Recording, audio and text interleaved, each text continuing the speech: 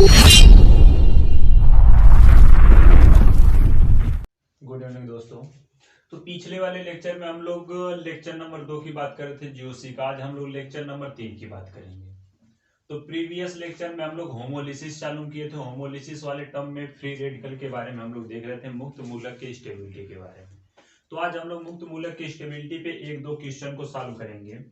तो स्टेबिलिटी वाले टर्म में पिछले वाले जब लेक्चर में हम लोग देखे थे मुक्त मूलक की स्टेबिलिटी, तो उसमें हमने डिग्री के आधार पे देखा था कि कौन सा हमारा जो मुक्त मूलक है वह कितने डिग्री का है। तो डिग्री के आधार पे हम लोग देख रखे थे कि 3 डिग्री वाला जो हमारा मुक्त मूलक था वह सबसे ज्यादा स्टेबल था, अपेक्षाकृत 2 डिग्री वाले के, अपेक्षाकृत 1 डिग्री वाले के, और सबसे कम कौन स्टेबल था? मेथिल मुक्त मूलक था। कौन था? मेथिल मुक्त मूलक। आज हम लोग जो मुक्त मूलक की स्टेबिलिटी देखेंगे वह किसके आधार पे देखेंगे? हाइपर कॉन्जुगेशन के आधार पे देखेंगे। हाइपर कॉन्जुगेशन यह हमारे लिए एक नया टर्म है जिसे हम लोग हिंदी वाले भाषा में क्या बोलते हैं? अति संयुग्मन। हाइपर कॉन्जुगेशन जो जीओसी का हमारा अगला टॉपिक है, वो हम हाइपर कॉन्जुगेशन उस वाले टॉपिक में आपको बहुत अच्छे से और पूरे डिफिनेशन के साथ समझाएंगे। लेकिन इस वाले टर्म में जितना हम बोल रहे हैं वो आप समझ जाइएगा। हमने क्या बोला?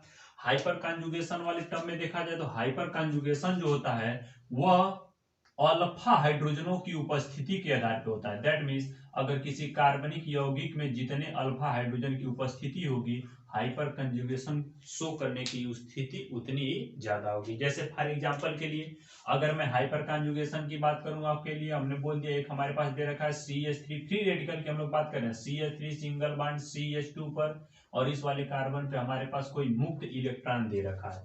तो अगर यह देखा जाए तो कितने डिग्री का फ्री रेडिकल है, कितने डिग्री का मुक्त मूलक है, ये हम देखें अगर तो यह कितने डिग्री का है? 3 डिग्री का, सॉरी 1 डिग्री का मुक्त मूलक है। लेकिन अगर इसमें मैं हाइपर कॉन्जुगेशन की कंडीशन पूछूं, अल्फा हाइड्रोजन की उपस्थिति पूछूं, तो आप लोग जिस वाले कार्बन पे मुक्त इलेक्ट्रॉन की उपस्थिति होगी उसके बगल वाले कार्बन को हम लोग अल्फा कार्बन बोलते हैं। क्या बोलते हैं? Alpha carbon. और अल्फा कार्बन के पास जितने हाइड्रोजन होते हैं उसी को हम लोग क्या बोलेंगे? Alpha hydrogen. दैट मीन्स आप यहाँ से बोल सकते हो कि यहाँ पर हाइपर कॉन्जुगेशन शो करने की जो कंडीशन होगी, जो स्थिति होगी, वह कितनी होगी? 3 होगी। तो इस वाले टर्म में मुक्त मूलक की स्टेबिलिटी वाले टर्म में आज हम लोग डिग्री के साथ साथ हाइपर कॉन्जुगेशन के साथ साथ रेजोनेंस वाली कंडीशन तीनों को साथ लेकर के हम लोग मुक्त मूलक की स्टेबिलिटी को ज्ञात करेंगे। रेजोनेंस के बारे में आप लोग पहले से वाकिफ हो, हल्का फुल्का नहीं वाकिफ हो तो इस वाले टॉपिक में, जीओसी वाले टॉपिक में हम लोग रेजोनेंस के बारे में बहुत अच्छे से बात करेंगे।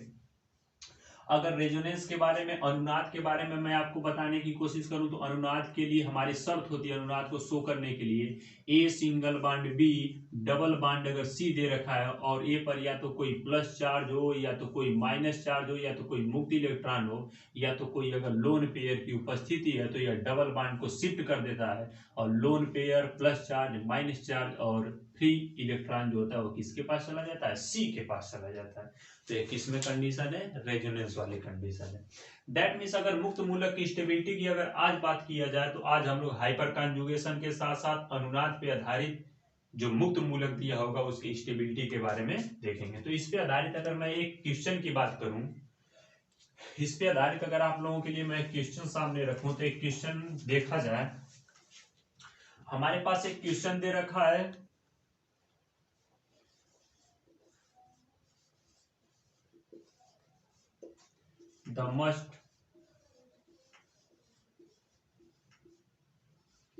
The must stable free radical, the most stable free radical among the following,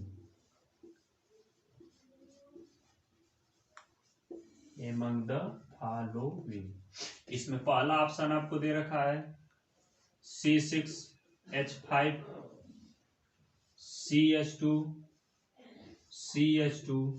और इस वाले कार्बन पे दे रखा है मुक्त इलेक्ट्रॉन।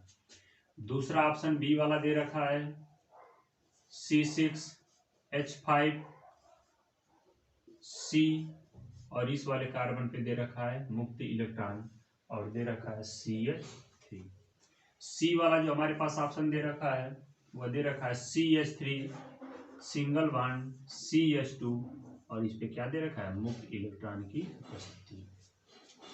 अब तीन ही ऑप्शन को लेकर के हम लोग चलते हैं और हमारे पास यह तीन जो है वो फ्री रेडिकल दिए, मुक्त मूलक दिए और मुक्त मूलक में से आपको पूछा है the most stable free radical among the following, that means नीचे दिए हुए तीनों विकल्पों में से आपको बताना है कि इसमें कौन मुक्त मूलक सबसे ज्यादा अस्थायी होगा, सबसे ज्यादा स्टेबल होगा। तो उसके बारे में अगर देखा जाए, अगर हम लोग डिग्री के आधार पे देखें, इस वाले टर्म में डिग्री के आधार पे देखें तो इस वाले कार्बन पे मुक्त इलेक्ट्रॉनों की संख्या 1 है, तो इसे हम लोग मुक्त मूलक, इसे भी मुक्त मूलक, इसे भी मुक्त मूलक बोलेंगे। इस वाले टर्म में देखा जाए तो इस वाले कार्बन पे 1 इलेक्ट्रॉन है और इस वाले सेंट्रल एटम से डायरेक्ट जुटे हुए तत्वों की संख्या 1 है, दैट मीन्स आप इसे बोल सकते हो कि यह कितने डिग्री का होगा, 1 डिग्री का मुक्त मूलक। इस वाले टर्म में देखा जाए तो इस वाले कार्बन से यह कार्बन भी और यह कार्बन दोनों घेरे हैं, दैट मीन्स आप बोल सकते हो 2 डिग्री का मुक्त मूलक। इस वाले कंडीशन में अगर देखा जाए तो इस वाले कार्बन से डायरेक्ट एक कार्बन जुटा है, दैट मीन्स आप इसे भी बोल सकते हो 1 डिग्री का मुक्त मूलक। दैट मीन्स आप इस वाले क्वेश्चन में देख रहे हो कि हमारे पास ए वाले ऑप्शन में भी 1 डिग्री मिल रहा है, सी वाले ऑप्शन में भी 1 डिग्री मिल रहा है। जब डिग्री हमारी समान होगी तब हम लोग कैसे आइडेंटिफाई करेंगे कि कौन सा हमारा मुक्त मूलक है वह ज्यादा स्टेबल है। तो उसी में हमें जरूरत पड़ेगी रेजोनेंस के बारे में और हाइपर कॉन्जुगेशन के बारे में, इसीलिए हम आपको हल्का फुल्का रेजोनेंस और हाइपर कॉन्जुगेशन के बारे में भी बताए हैं। अभी हमने बोला है कि हाइपर कॉन्जुगेशन हमारा जो होता है, हाइपर कॉन्जुगेशन के बारे में अगर देखा जाए, अभी हम लोगों ने हाइपर कॉन्जुगेशन के बारे में बोला है कि हाइपर कॉन्जुगेशन जो होता है वह अल्फा हाइड्रोजन की उपस्थिति होती है किसी भी मुक्त मूलक में, या तो कार्बोधन आयन में या तो कार्बोनियम आयन में। अगर आपके पास अल्फा कार्बन है और अल्फा कार्बन से जितने हमारे अल्फा हाइड्रोजन की उपस्थिति होगी उसी को हम लोग हाइपर कॉन्जुगेशन की कंडीशन शो कराएंगे, दैट मींस जितना ज्यादा आपके पास अल्फा हाइड्रोजन होगा उतनी ज्यादा हाइपर कॉन्जुगेशन शो करने की कंडीशन ज्यादा मिलेगा, और जितना ज्यादा हाइपर कॉन्जुगेशन की कंडीशन मिलेगी उतना ज्यादा हमारा जो होगा मुक्त मूलक स्टेबल होगा। इसलिए हाइपर कॉन्जुगेशन जिसमें जितना ज्यादा होगा वह उतना हमारा मुक्त मूलक क्या होगा, स्टेबल होगा।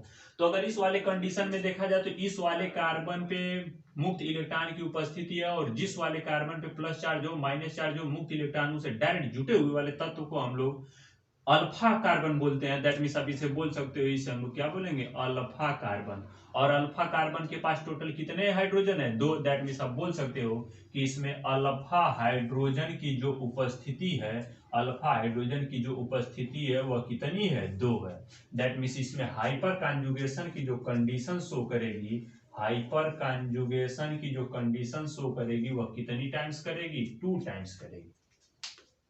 इस वाले कंडीशन में अगर देखा जाए, इस वाले कंडीशन में आप C6H5 का यदि हम फॉर्म बनाना चाहें, 6,6H5 का यदि मैं फिनिलीन का अगर आपके सामने फार्मूला प्रस्तुत करूं तो C6H5, इससे हमारा कोई लगा है C और यहाँ पे क्या लग गया है मुक्त इलेक्ट्रॉन और सिंगल बॉन्ड H और सिंगल बॉन्ड में CH3। अगर यहाँ पे देखा जाए तो इस वाले कार्बन से डायरेक्ट यह कार्बन जुटा है, दैट मींस अब इसे भी अल्फा कार्बन बोलोगे, यह कार्बन भी जुटा है आप इसे भी अल्फा कार्बन बोलोगे। अगर देखा जाए तो इस वाले कार्बन से डायरेक्ट यह कार्बन अल्फा कार्बन, इसके पास कितने हाइड्रोजन, 3, दैट मींस यहाँ पे 3 अल्फा हाइड्रोजन और यहाँ पे कितने होंगे, और यहाँ पे हमारे 1 अल्फा हाइड्रोजन। दैट मींस अगर यहाँ पे देखा जाए तो टोटल इसमें हाइपर कॉन्जुगेशन की जो कंडीशन शो करेगी वह कितनी करेगी, 4 टाइम्स करेगी, 4 टाइम्स करेगी। लेकिन इसमें एक और मोस्ट इंपोर्टेंट बात आपको मैं बता दूं कि इस वाले कंडीशन में अगर देखा जाए तो अभी अब बेंजीन का जो फार्मूला है एकांतर क्रम में डबल बॉन्डेड, अब बेंजीन का फार्मूला अच्छे से जानते हो। अब अगर देखा जाए तो A single bond B double bond C, that means इसमें आप क्या शो कर सकते हो, इसमें आप रेजोनेटिक स्ट्रक्चर भी शो कर सकते हो, इसमें हमारा रेजोनेंस भी शो हो सकता है और हाइपर कॉन्जुगेशन भी उपस्थित है। दैट मींस आप बोल सकते हो जो हमारा बी वाला विकल्प है वह इन तीनों में से सबसे ज्यादा स्टेबल होगा। क्यों सबसे ज्यादा स्टेबल होगा, क्योंकि इस वाले कंडीशन में हमें रेजोनेंस की कंडीशन भी मिल रही है, हाइपर कॉन्जुगेशन की भी कंडीशन मिल रही है और डिग्री भी इसकी 2 टाइम्स है। दैट मींस आप बोल सकते हो कि यह जो मेरा मुक्त मूलक होगा यह तीनों में से क्या होगा, सबसे ज्यादा स्टेबल। ठीक है, आप लोग इस क्वेश्चन को अच्छे से नोट कर लीजिए।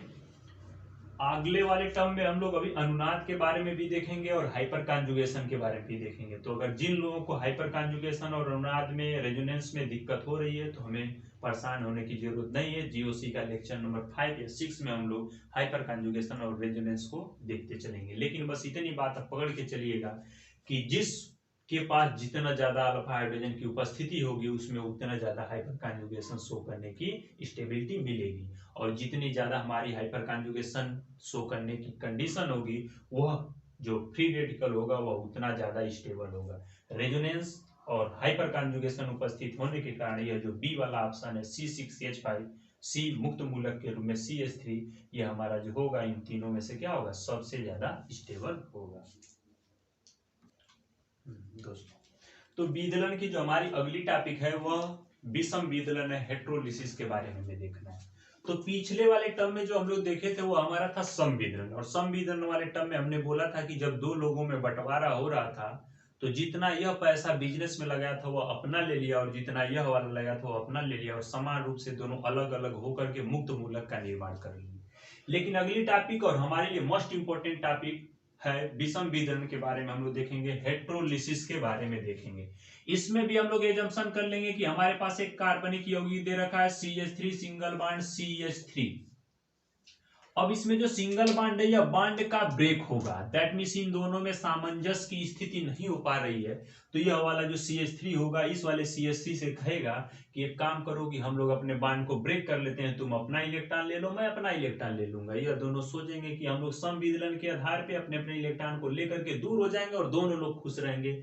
लेकिन ऐसी कंडीशन होती नहीं है, रात में इस वाले कार्बन को आकर के कोई चढ़ा देता है और यह क्या करता है, बॉन्ड को ब्रेक करता है और इलेक्ट्रॉन को लेकर के भाग भी जाता है। दैट मीन्स यह जो बगल वाला कार्बन है या तो यह या तो वह, दोनों में से कोई किसी के अंदर ऐसी प्रवृत्ति आ सकती है, टेंडेंसी आ सकती है, यह वाला कार्बन या तो यह वाला कार्बन। अगर एजम्पशन के रूप में देखा जाए तो रात में ऐसा हुआ कि यह वाला कार्बन जो है इलेक्ट्रॉन को लेकर के भाग गया, इलेक्ट्रॉन को लेकर के भागेगा, दैट मीन्स आप बोल सकते हो जैसे यह बॉन्ड ब्रेक होगा और इलेक्ट्रॉन को लेकर के भागेगा तो उस पर कैसा चार्ज, माइनस चार्ज, और जिससे इलेक्ट्रॉन दूर जाएगा उस पर कैसा charge, plus charge. That means हम लोग देख रहे हैं कि विषम विदलन के आधार पर विषम विदलन के दौरान हमारे पास दो आयन के रूप में कार्बन मिल गए, एक कार्बन पे प्लस चार्ज आ गया, एक कार्बन पे माइनस चार्ज आ गया।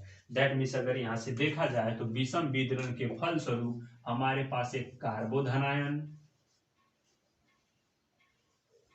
और उसी के साथ साथ एक कार्बो ऋण आयन का निर्माण हो गया, कार्बोधन आयन व कार्बो ऋण आयन। इसे आप लोग इंग्लिश वाले टर्म में बोलोगे कार्बोकैटायन, कार्बोकेटायन, और इसे आप बोलोगे कार्बोनियम, कार्बोनियम आयन।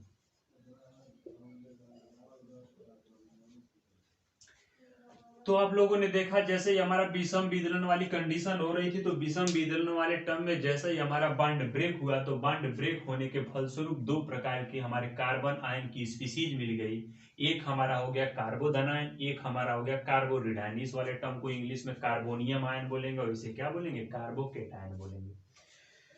तो अगर विषम विदलन की मैं बात करूं, उसके डिफिनीशन की बात करूं तो आप ऐसे बोल सकते हो कोई कार्बनिक यौगिक में जुड़े हुए बंध की ऐसी प्रवृत्ति हो, उनके बीच में ऐसा विदलन हो कि दोनों में असमान रूप से यदि इलेक्ट्रॉन का बंटवारा हो जाए, दोनों में असमान रूप से इलेक्ट्रॉन वितरित हो जाए तो एक कार्बन की स्पीशीज कार्बोधनायन के रूप में और एक कार्बन की स्पीशीज कार्बोरिडायन के रूप में टूट जाती है। तो इस प्रकार के विदलन को हम लोग क्या बोलेंगे, विषम विदलन बोलेंगे, हेट्रोलिसिस बोलेंगे। अब यहाँ पे हेट्रोलिसिस वाली कंडीशन अगर हमारी आई तो इस वाले कंडीशन में अगर मैं बोलूं CH पर जो प्लस चार्ज आया और CH3 हो गया, इस वाले कंडीशन में अगर मैं बोलूं CH3 पे माइनस चार्ज आ गया, तो इस वाले कंडीशन में अगर मैं संकरण की बात करूं, किसकी बात करूं, हाइब्रिडाइजेशन की बात करूं, संकरण की, और इस वाले कंडीशन में भी मैं आपसे संकरण की बात करूं कि बताइए जो मेरा कार्बोकेटायन का निर्माण हुआ उसके सेंट्रल एटम पे संकरण की स्थिति क्या हो गई, और जब हमारा कार्बोधनायन का निर्माण हुआ उसके सेंट्रल एटम पे संकरण की स्थिति क्या हो गई। तो चूंकि हम ट्रिकली कल या अगले लेक्चर में हम लोग संकरण के बारे में भी देखेंगे कि ट्रिकली हम लोग कैसे हाइब्रिडाइजेशन को फाइंड आउट कर लेते हैं, और ट्रिकली केमिस्ट्री में मैं आपको दे दूंगा वीडियो। तो इस वाले टर्म में अगर देखा जाए तो कार्बन पे प्लस चार्ज आने का मतलब क्या है, यहाँ से कोई इलेक्ट्रॉन इसके आउटर सेल में था, कोई इलेक्ट्रॉन लेके चला गया, तो इस वाले कार्बन से डायरेक्ट कितने हाइड्रोजन जुड़ सकते हैं, 3, और 3 हाइड्रोजन जुटेंगे तो दैट मींस इसके पास टोटल कितने सिग्मा बॉन्ड, 3 सिग्मा बॉन्ड, और जितने सिग्मा बॉन्ड होते हैं उसके आधार पे अगर संकरण देखा जाए तो इस वाले कार्बोधनायन पे संकरण की स्थिति क्या होगी, sp2। और इस वाले टर्म में देखा जाए तो इस वाले कार्बन से डायरेक्ट 3 हाइड्रोजन जुटे हैं, दैट मींस 3 सिग्मा। अब माइनस आने का मतलब एक इलेक्ट्रॉन तो था ही, किसी से एक इलेक्ट्रॉन और ले लिया तो वो अभी सिग्मा बॉन्ड के द्वारा इलेक्ट्रॉन लिया होगा, एक इलेक्ट्रॉन ले रहा है, दैट मींस आप यहाँ से बोल सकते हो कि यहाँ पे 4 सिग्मा बॉन्ड की उपस्थिति होगी, और 4 सिग्मा बॉन्ड की उपस्थिति होगी तो इस वाले कार्बोरेडायन में संकरण की जो स्थिति होगी वह कैसी होगी, sp3 स्थिति होगी। Note down.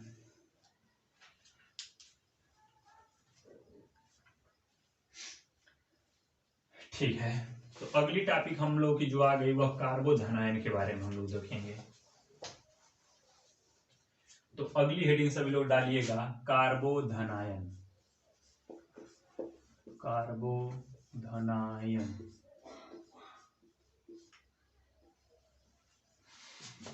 इंग्लिश वाले टर्म में कार्बोकेटायन।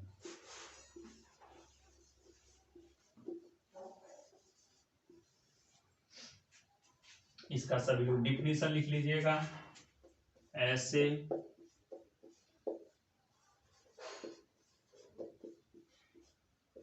कार्बनिक यौगिक की स्पीसीज, ऐसे कार्बनिक यौगिक की स्पीसीज जिसमें कार्बन परमाणु पर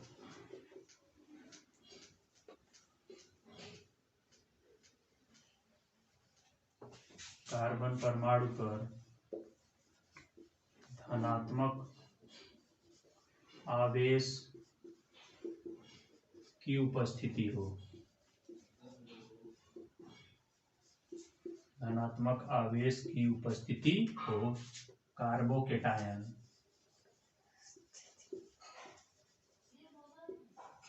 कहलाते हैं।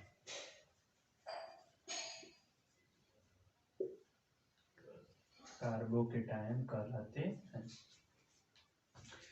तो डिफिनेशन को नोट डाउन सभी लोग कर लेंगे कि कार्बोकेटायन के बारे में हमने क्या बोला, ऐसे कार्बनिक यौगिक की स्पीसीज जिसमें कार्बन परमाणु पे धनात्मक आवेश की उपस्थिति हो, कार्बोकेटायन कह सकते हैं, कार्बोकेटायन कहलाते हैं। इसमें अगर संकरण की स्थिति देखा जाए, इसमें हमने अभी संकरण की स्थिति देखा, तो संकरण वाले टर्म में अभी हमने क्या बोला, इस पर जो संकरण की स्थिति होगी वह कैसी होगी, sp2 होगी। और sp2 कैसे होगी अभी हम लोगों ने देखा, जो हमारे पास कार्बोधनायन का निर्माण हो रहा था उसमें टोटल सिग्मा बॉन्डों की संख्या 3 थी, और सिग्मा बॉन्डों के आधार पे हमने देखा इसमें संकरण की स्थिति कैसी आ गई, sp2। फॉर एग्जांपल के लिए अगर एग्जांपल नोट करना है तो आप एग्जांपल नोट कर लीजिएगा, CH3 पर +1 चार्ज। दूसरा example CH3 single bond CH2 पे +1 चार्ज। तीसरा एग्जांपल CH3 सिंगल बॉन्ड में सिंगल बॉन्ड में CH3 और सिंगल बॉन्ड H और सिंगल बॉन्ड में CH3, और इस वाले कार्बन पे कैसा चार्ज, +4। अगर ये देखा जाए तो तीनों एग्जांपल हमारे किसके हैं, कार्बोकेटायन के तीनों एग्जांपल है, आप लोग नोट डाउन कर लीजिए। ठीक है, तो अगली वाली टॉपिक में हम लोग देखेंगे कार्बोधनायन के स्थायित्व का क्रम। पिछले वाले टर्म में अभी हम लोग देखें कि कार्बोधनायन किसे बोलते हैं, कार्बोधनायन पे संकरण की स्थिति क्या होती है। अब हम लोग देखेंगे stability order of कार्बोधनायन।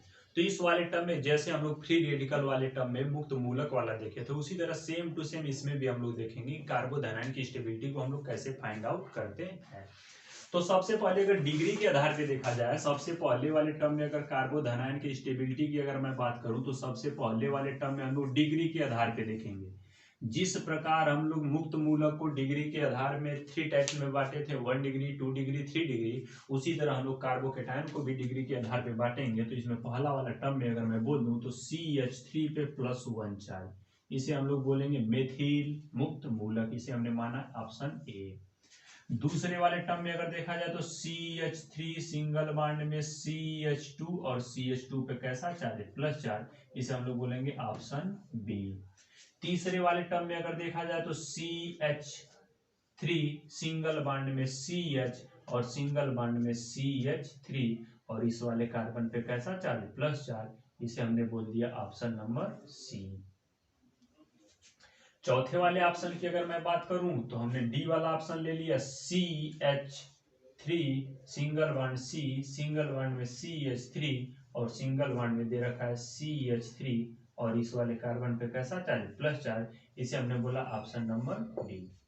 Option A, option B, option C और ऑप्शन डी वाले टर्म में हम लोग देखेंगे कि कौन सा हमारा जो इसमें कार्बोधनायन है वह ज्यादा स्टेबल है। तो सबसे पहले डिग्री आप लोग फाइंड आउट करिए। अगर इस वाले टर्म में देखा जाए तो इस वाले कार्बन पे प्लस चार्ज, इसे डायरेक्ट कोई कार्बन नहीं जुटा है, दैट मींस इसे आप लोग बोलोगे मेथिल कार्बोकेटायन। क्या बोलोगे, मेथिल कार्बोधनायन, मेथिल कार्बोकेटायन। इस वाले टर्म में देखा जाए तो 1 डिग्री का कार्बोकेटायन, 1 डिग्री का कार्बोधनायन, यह डायरेक्ट इस वाले कार्बन से एक कार्बन, दो कार्बन, तो कितने डिग्री का, 2 डिग्री का कार्बोधनायन, और इस वाले कार्बन से 1, 2 और 3, दैट मींस आप बोल लोगे इसे कितने डिग्री का कार्बोधनायन, 3 डिग्री का कार्बोधनायन। कार्बोधनायन के कहने का क्या मतलब है कि उस वाले कार्बन पर से कोई इलेक्ट्रॉन लेकर के चला गया है, कोई इलेक्ट्रॉन बहुत दूर लेके चला गया है, दैट मींस इस वाले कार्बन को आप लोग जानते हो कार्बन की वैलेंसी टोटल कितना, पहले लेक्चर में हम लोग बात कर चुके हैं कार्बन की टोटल वैलेंसी की कितना, 4, दैट मींस इस वाले कार्बन को टोटल 4 इलेक्ट्रॉन चाहिए थे, लेकिन 3 इलेक्ट्रॉन तो बाहर से मिले, लेकिन इसका कोई खुद का 1 इलेक्ट्रॉन लेके चला गया, दैट मींस यह कार्बन जो है बहुत ज्यादा अनस्टेबल इस कंडीशन में, इस वाले कंडीशन में भी, इस वाले कंडीशन में भी, इस वाले कंडीशन में भी। और हमने पिछले वाले लेक्चर में आप लोगों को बता चुका है, लेक्चर नंबर 2 में, जिसको हम लोग लिंक में डिस्क्रिप्शन में दे चुके हैं, आप लोग उसे जाकर के देख लीजिएगा, पहले लेक्चर नंबर 2, उसके बाद आप लोग लेक्चर नंबर 3 के बारे में देखिएगा। और एक सबसे इंपॉर्टेंट बात कि हम लोग डिस्क्रिप्शन में टेलीग्राम चैनल का भी हम उसमें लिंक दे चुके हैं, आप उसमें जाकर के टेलीग्राम चैनल में जुड़ जाइए, एक क्लासेस से करके टेलीग्राम चैनल है, आप उसे ज्वाइन हो जाइए, जितना भी हम लेक्चर देंगे आप उसमें अच्छे से देखते रहेंगे, और जो भी डाउट है उसमें आप कमेंट कर सकते हैं। तो अभी हमने देखा कि इस वाले कार्बन पर प्लस चार्ज आने का मतलब यह कार्बन बेचारा गरीब हो गया, इसे देने वाला कोई नहीं है। इस वाले कार्बन पे प्लस चार्ज आने का मतलब उसके बगल में कोई एक कार्बन है, और CH3 दैट मींस एल्किल समूह के अंदर ऐसी कंडीशन पाई जाती है कि वह अपने अंदर से इलेक्ट्रॉन को किसी को देने की टेंडेंसी रखता है, दैट मींस यह मेरा जो CH3 अपने अंदर से इलेक्ट्रॉन को दे सकता है इस वाले कार्बन पे प्लस चार्ज वाले को। अगर इसे 1 इलेक्ट्रॉन चाहिए तो यह +1 इलेक्ट्रॉन दे देगा। अगर इस वाले कंडीशन में देखा जाए तो यहाँ पर CH3 देने वाले कितने लोग, 2, और यहाँ पर देने वाले कितने लोग, 3, दैट मींस अगर आपके कोई घर के बीच में कोई गरीब है तो उसे देने वाले 3 लोग हैं, तो 3 लोग हैं तो वह ज्यादा दिन तक जिंदा रहेगा, दैट मींस ज्यादा स्टेबल रहेगा। इस वाली कंडीशन से यह ज्यादा स्टेबल और इस वाली कंडीशन से यह ज्यादा स्टेबल, क्योंकि यहाँ पे देने वाले 2 और यहाँ पे देने वाले 1 और यहाँ पे देने वाला कोई नहीं। तो जिस प्रकार मुक्त मूलक की हम लोग बात किए थे, उसी तरह इस वाले टर्म में भी, इस वाले टर्म में भी अगर स्टेबिलिटी के आर्डर के बारे में अगर मैं बात करूं तो सबसे ज्यादा हमारा जो कार्बोधनायन होता है वह 3 डिग्री वाला स्टेबल, फिर उसके बाद 2 डिग्री वाला स्टेबल, फिर उसके बाद 1 डिग्री वाला स्टेबल, और सबसे कम कौन कार्बोधनायन होता है, CH3 पे प्लस चार्ज, मतलब मेथिल कार्बोधनायन। तो कार्बोधनायन की स्टेबिलिटी का डिग्री के आधार पे देखा जाए तो सबसे ज्यादा स्टेबल हमारा होगा 3 डिग्री वाला, फिर 2 डिग्री वाला, फिर 1 डिग्री वाला, और सबसे कम कौन होगा, मेथिल कार्बोधनायन। तो अगले वाले लेक्चर में हम लोग इसमें देखेंगे MCQ, इस पर आधारित कार्बोधनायन की स्टेबिलिटी पर आधारित हम लोग 2-3 क्वेश्चन देखेंगे, और उसके बाद हम लोग कार्बोनियम आयन के बारे में देखेंगे, उसके बाद यह वाली टॉपिक जो कि हमारी खत्म हो गई। एक नोटिस और सूचना यह हमारी है कि इस टाइम हमें आपके सपोर्ट की जरूरत है, सो प्लीज हमारे चैनल को सब्सक्राइब करें और ज्यादा से ज्यादा हो सके तो शेयर करें, ताकि कोई भी नोटिफिकेशन या मेरा भी साहस बढ़े, ताकि हम आप लोगों का भी लगातार क्लास लेते हैं।